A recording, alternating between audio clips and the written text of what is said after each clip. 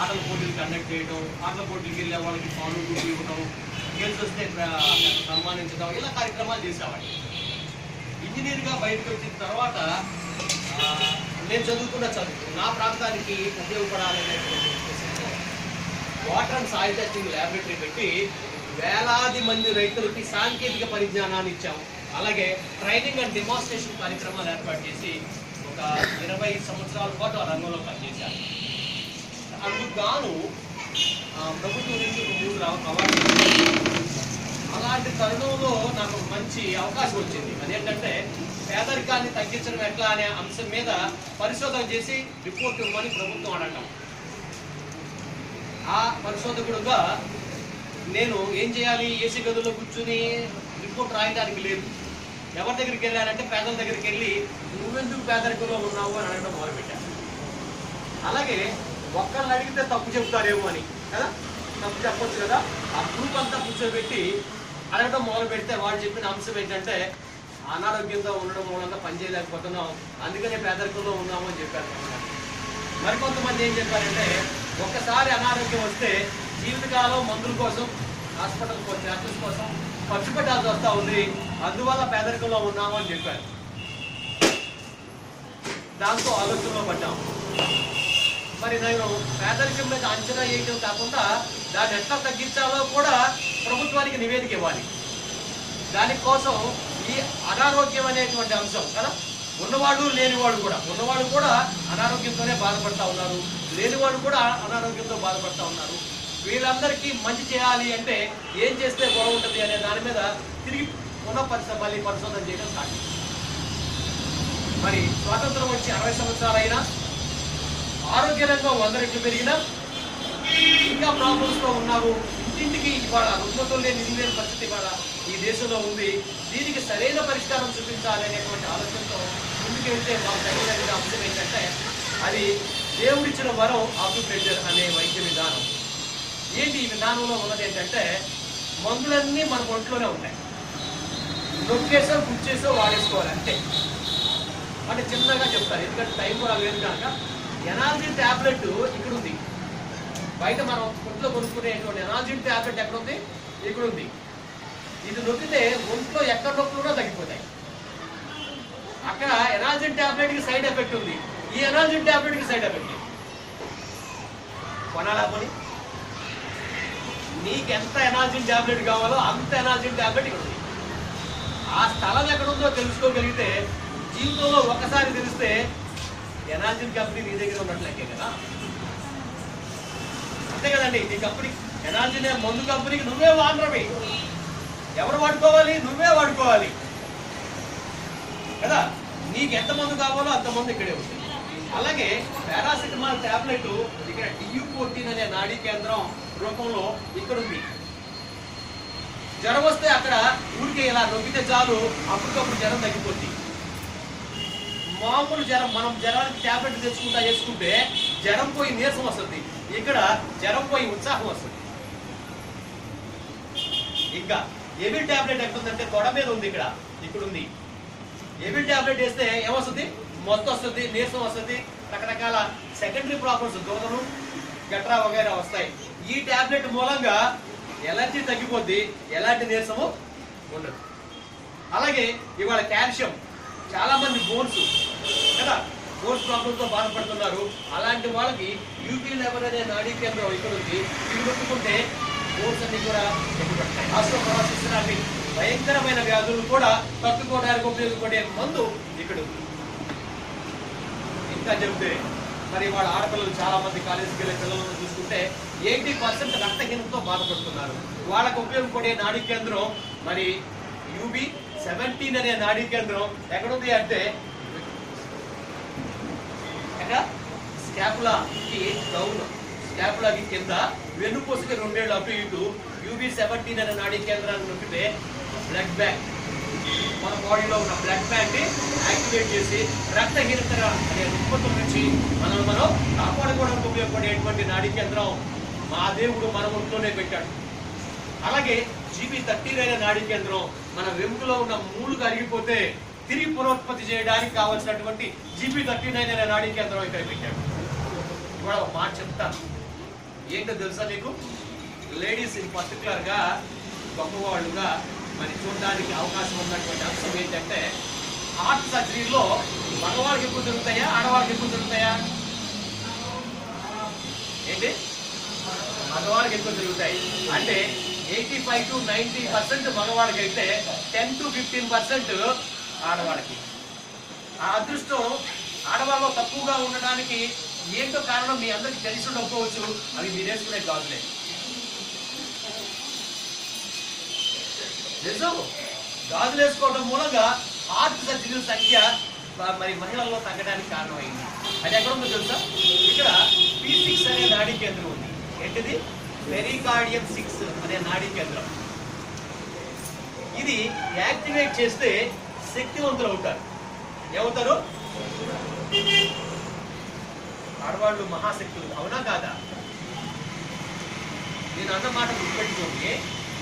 18 సంవత్సరాలు దాటితే ఆడపిల్లలు ఏమంటారంటే మైండ్ పరిపక్వతకు వచ్చింది, మైండ్లీ మెచ్యూర్డ్ అంటారు. మగపిల్లలకి 21 సంవత్సరాలకి వస్తే మెచ్యూర్డ్ అంటారు. అంటే ఆడవాళ్ళు ఎర్లీగా మైండ్ బాగా డెవలప్ అవడానికి కారణం ఏంటంటే వాడు వేసుకున్నారు. ఎందుకని? వీళ్ళు ఎనర్జెటిక్ గా అవుతా ఉన్నారు, శక్తివంతం అవుతా ఉన్నారు. శక్తివంతమైన వాడే ఇవాళ దేన్నైనా సాధించగలిగడానికి. అంటే మహిళలు శక్తివంతులు అనడానికి అవడానికి కారణమైనటువంటి ఏమిటి? గాజులు. ఆ గాజులు ఇక్కడ పెరికార్డియం 6 అనే నాడీ కేంద్రాన్ని యాక్టివేట్ చేయడం ద్వారా అవుతా ఉన్నారు. ఇంకొకటి గొప్పతనం ఎక్కడుంది అంటే LU9 అనే నాడీ కేంద్రం. ఏంటిది?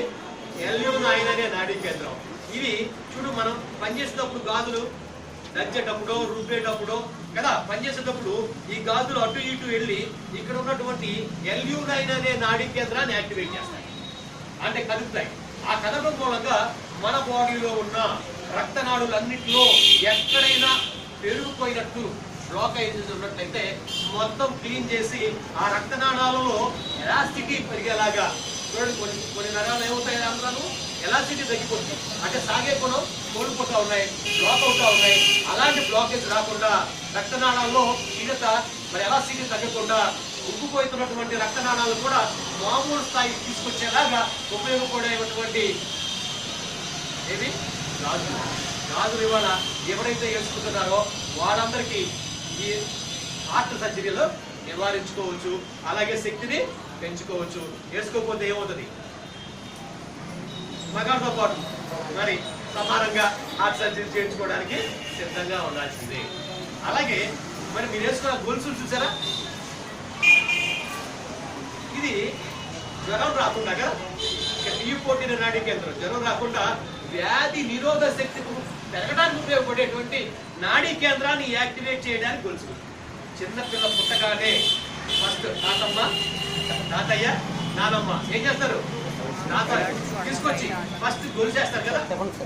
ఆ గొలుసు వేయడానికి కారణం ఏంటంటే పిల్లల్లో వ్యాధి నిరోధక శక్తి పెరగడం కోసం అలా చేస్తూ ఉన్నారు, కానీ అలంకారం కోసం కాదు. గొలువే అయినప్పటికీ వ్యాధులు రాకుండా ఉండడం కోసం ఆ విధమైనటువంటి నగలు ధరిస్తూ ఉన్నారు. అంటే బంగారమే వేసుకోవాల్సిన పనిలే ఇలాంటి సమస్యల నుంచి పరిష్కారం రావడం కోసం. మన రాజస్థాన్ చూడండి, రాజస్థాన్ మహిళలు కానీ మనం గుజరాత్ మహిళలు కానీ చూసినట్లయితే ఎంతతో చేసినా ఇనుముతో చేసినా కానీ వాళ్ళు పెట్టుకుని తిరుగుతూ ఉన్నారు, ఆరోగ్యాన్ని పొందుతూ ఉన్నారు. మిగతా మన దేశంలో మరి ఏ ఇతర ప్రాంతంలో లేనటువంటి మరి రుగ్మతలు లేని ప్రాంతంగా రాజస్థాన్ మరి గుజరాత్లో ఎక్కువ మంది ఆరోగ్యంగా ఉండడానికి కారణం అవుతా ఉంది. అంటే ఆభరణాలు ఎక్కడైతే ధరిస్తూ ఉన్నారో, అంటే ఈ ఆభరణాలన్నీ కూడా ఎప్పుడు వచ్చినాయి చెప్పండి? ఆభరణాలు ఎప్పుడు వచ్చినాయి?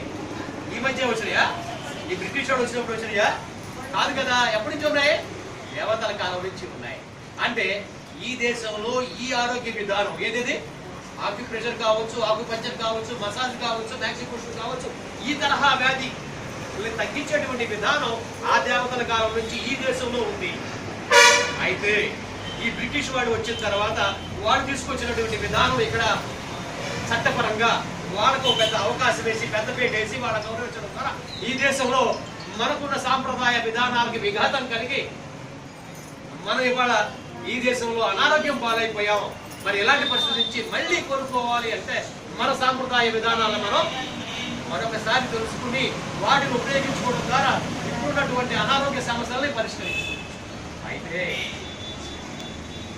మన గౌతమ బుద్ధుడి ద్వారా మరి ఈశాన్య దేశాల్లో ఈ విధానం ప్రజలలోకి వెళ్ళి డాక్యుమెంటేషన్ చేయబడింది. డాక్యుమెంటేషన్ చేసి అక్కడ అభివృద్ధి చేసుకుని 80 to 90% అనారోగ్యాల్ని ఈ విధానం ద్వారా మరి అక్కడ సరి చేసుకోవడం జరుగుతూ ఉంది. అయితే మనకి ఇక్కడ రకరకాల దాడులు, అటు ముస్లిమ్స్ దాడులు కానీ, ఇటు బ్రిటిష్ దాడులు కానీ, రకరకాల దాడుల మూలంగా మనకున్నటువంటి పుస్తకాలు కానీ, గ్రంథాలు కానీ ఇవన్నీ కూడా ధ్వంసం కాబడ్డాయి. ఇలాంటి తరుణంలో మరి ఈస్టర్న్ కంట్రీస్ మీద ఆధారపడి వాళ్ళ దగ్గర ఉన్న పుస్తకాలు తెచ్చుకుని ఇక్కడ మళ్ళీ మన సాంప్రదాయ విధానాలని మళ్ళీ పునరుద్ధరించుకోవడానికి ప్రయత్నం చేయడం కోసమే Indian organisation of alternative medicines మనం స్టార్ట్ చేసుకోవడం జరిగింది. అయితే ఈ విధానాన్ని మరి నేను ఒక్కడే చేస్తే కుదరదు కదా, దీన్ని కూడా మరి ఎడ్యుకేషన్ ద్వారా ఈ జనానికి ఇవ్వాలనేటువంటి అంశంతో ఈ రాష్ట్రంలో మొట్టమొదటి ఆక్యుపంచర్ ట్రైనింగ్ కాలేజ్ కాకినాడలో, విజయవాడలో ఎస్టాబ్లిష్ చేయబడింది. దాని ద్వారా ఇప్పటి వరకు ఒక 300 మంది డిప్లొమా హోల్డర్స్ తయారు చేశాం. 37 మంది యూనివర్సిటీలో అసోసియేట్ డిగ్రీ, అంటే ఈ రాష్ట్రంలో నా స్టూడెంట్స్ మాత్రమే డిగ్రీ చదివాము అనిపించుకునేలాగా ఈ రాష్ట్రంలో ఉంది. అంటే ఆ స్థితి నుంచి ఇంకా మంచి స్థితికి తీసుకెళ్ళడం కోసం అనేక రకాల కోర్సులు మేము ప్రారంభిస్తా ఉన్నాం. అందులో 2 రోజుల బేసిక్ కోర్స్ అని, 4 రోజుల మరి అడ్వాన్స్ బేసిక్ కోర్స్ అని, తర్వాత 7 రోజుల ఆకుపంచర్ కోర్స్ అని, 3 రోజుల నాడి చూసి అనారోగ్యాన్ని కనిపెట్టి మరి సరి చేసుకోవడానికి ఉపయోగపడేటివి healthy life with pulse diagnosis అనేటువంటి కోర్సులు కానీ మేము ప్రారంభించి అందరికీ అందిస్తా ఉన్నాం. ఇది మీకు విజయవాడలో కూడా అందుబాటులో ఉంది. టైమ్ హాస్పిటల్ నుంచి 3rd లెఫ్ట్ రోడ్ మరి పిన్నమనేని టీచర్స్ కాలనీకి వెళ్ళే రోడ్లో మరి ఇండియన్ హోమ్ క్లినిక్స్ అని. ఇలా ఇంకా మేము చేయాల్సినవి చాలా ఉన్నాయి. అందులో మీరు కూడా మరి పాలు పంచుకుంటే ఫస్ట్ మీకు వచ్చేటువంటి అంశం ఏంటంటే సెల్ఫ్ హెల్త్, ఫ్యామిలీ హెల్త్, మరి బంధువులకి స్నేహితులకి సాయం చేసే అవకాశం, 4 ప్రొఫెషనల్గా టేకప్ చేసేటువంటి అంశం. ఈ ఆకుపంచర్ ఎట్లాంటి సబ్జెక్ట్ అంటే చాలా చిన్న సబ్జెక్ట్. ఈ సబ్జెక్ట్లో 400 నాడీ కేంద్రాలు ఉంటాయి మన బాడీలో, ఇంపార్టెంట్ నాడీ కేంద్రాలు. ఈ 400 నాడీ కేంద్రాలు కనుక ఎక్కడున్నాయి, ఎందుకు ఉపయోగపడతాయి అనే అంశం తెలిసిందనుకోండి, దీంట్లో ప్రొఫెసర్ లెక్క. అంటే దీంట్లో ప్రొఫెసర్ అంటే బయట 100 సూపర్ స్పెషాలిటీ హాస్పిటల్ కన్నా. ఎందుకని ఇక్కడ ఉప్పుకో మంచి డాక్టర్, తోలుకో డాక్టర్ కదా, బీపీకో డాక్టరు, ఇట్లా రకరకాలుగా ఉన్నారు. కానీ ఈ ఆకుపంచర్లు అంటే అన్నిటికీ ఒకడే, ఏ టు జెడ్. ప్రాబ్లం ఏదైనా సరే దీంతో నయం చేసుకోవడానికి అవకాశం ఉంది. సరే, 200 నాడీ కేంద్రాలు తెలిస్తే దీంట్లో డాక్టర్ లెక్క బయట 100 మంది ఎంబీబీఎస్లు సమానం. ఎక్కడ 200 నాడీ కేంద్రాలు ఎక్కడున్నాయో తెలిసి అవి ఎందుకు ఉపయోగపడితే తెలిస్తే చాలు ఎంతమంది ఒక డాక్టర్ లెక్క ఇక్కడ ఉన్న ఆల్టర్నేటివ్ మెడిసిన్ లో ఈ